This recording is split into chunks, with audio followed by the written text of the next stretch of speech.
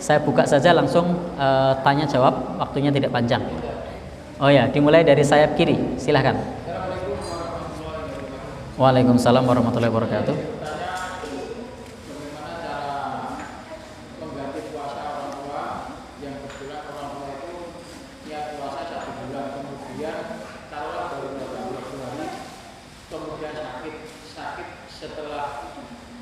Setelah habis lebaran meninggal, itu nanti kan anak-anaknya yang menanggung bayar utang puasanya.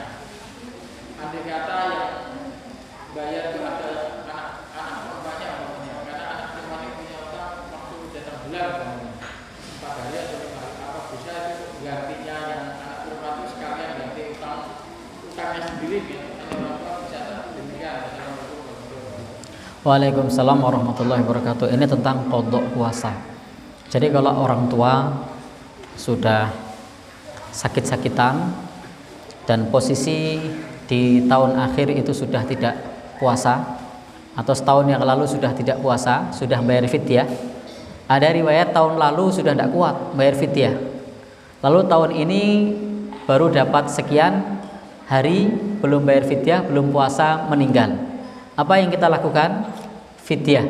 Karena pada saat akhir hidupnya sudah tidak kuat puasa dan dia kemarin riwayat terakhir bayar fidyah. Tapi kalau dia masih kuat puasa, kemudian setelah itu dia sakit, maka kalau kemudian meninggal dunia, maka puasanya diganti. Jadi kalau sebelumnya itu masih kuat puasa, maka puasanya tidak diganti dengan fidyah, tapi diganti dengan puasa.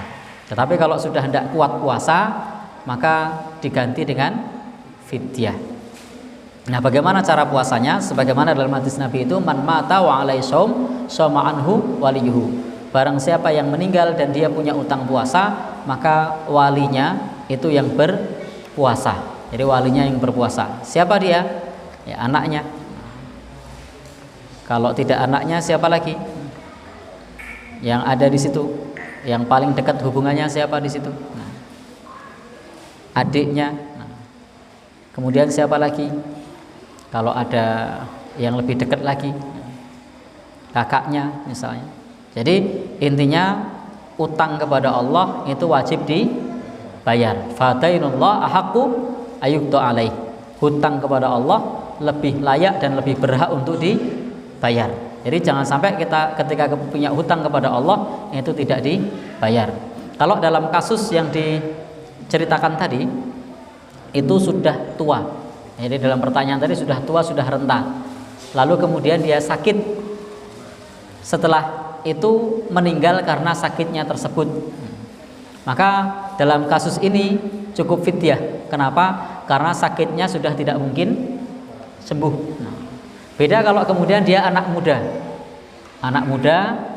kemudian dia pada saat itu musafir atau ada suatu acara, kerja keras, lalu kemudian meninggal dunia, maka tidak boleh diganti dengan fidyah, tapi diganti dengan puasa.